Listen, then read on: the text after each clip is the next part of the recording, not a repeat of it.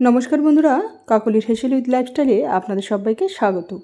বন্ধুরা, আজকে আমি আপনাদের সঙ্গে যে রেসিপিটি শেয়ার করব সেই রেসিপিটির নাম হলো আমড়া মাখা। রেসিপিটি শুরু করছি। রেসিপিটি তৈরি করার জন্য আমি প্রথমে একটা মশলা তৈরি করে নেব। এর জন্য একটা শুকনো কড়াইতে দিয়ে দিলাম হাফ চামচ ধনে, হাফ চামচ জিরে আর দুটো শুকনো লঙ্কা। এখানে লঙ্কাটা আপনারা আপনাদের স্বাদ মতো দেবেন। এবার এই সমস্ত উপকরণগুলোকে একসঙ্গে নাড়াচাড়া করতে করতে ভেজে নেব যতক্ষণ পর্যন্ত এই মশলা থেকে ভাজার গন্ধ না বেরোচ্ছে।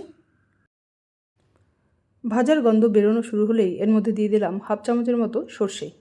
এবার এই সর্ষে সমেত মশলাটাকে আবারও একটু নাড়াচাড়া করে নেব। একটু নাড়াচাড়া করতেই দেখবেন যে এই সর্ষেগুলো এরকম ফাটছে। ফাটা শুরু হলেই গ্যাসটাকে বন্ধ করে দেব। গ্যাসটাকে বন্ধ করে নেওয়ার পর এগুলোকে কড়াই থেকে তুলে নিয়ে একটা মিক্সার জারের মধ্যে ঢেলে দিয়ে গুঁড়ো করে নেব। তারপর একটা পাত্রের মধ্যে দুটো আমড়াকে এইরকম স্লাইস করে কেটে নিয়ে তার মধ্যে এক এক করে দিয়ে দিলাম স্বাদ মতো বিট নুন,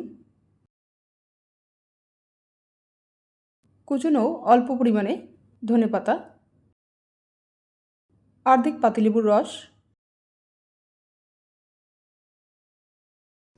আর এর মধ্যে এই রেসিপির একদম প্রথমে যে একটা মশলা ভেজে নিয়েছিলাম সেই মশলাটা গুঁড়ো করে এর মধ্যে দিয়ে দিলাম।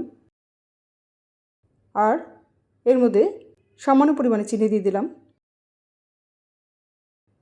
এবার এই সমস্ত উপকরণগুলোকে ভালো করে মিক্স করে নেব।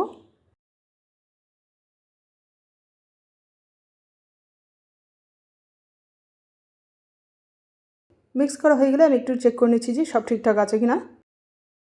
এর মধ্যে একটু নুন আর একটু লঙ্কা লাগবে, তাই আমি এখানে আর একটু বিট নুন আর একটু লঙ্কার গুঁড়ো দিয়ে দিলাম।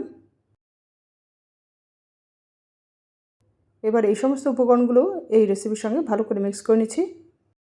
মিক্স করা হয়ে গেলেই আজকের রেসিপিটি সার্ভ করার জন্য একদম রেডি হয়ে যাবে। বন্ধুরা, এই রেসিপিটি একবার এইভাবে তৈরি করে খেয়ে দেখবেন, আশা করছি আপনাদের খুবই ভালো লাগবে। ভালো লাগলে রেসিপিটিকে লাইক ও শেয়ার করে দিয়ে চ্যানেলটিকে সাবস্ক্রাইব করে দেবেন। তাহলে বন্ধুরা, আজ এই পর্যন্তই। আবার আপনাদের সঙ্গে দেখা হচ্ছে পরের এক নতুন রেসিপিতে। Thank you.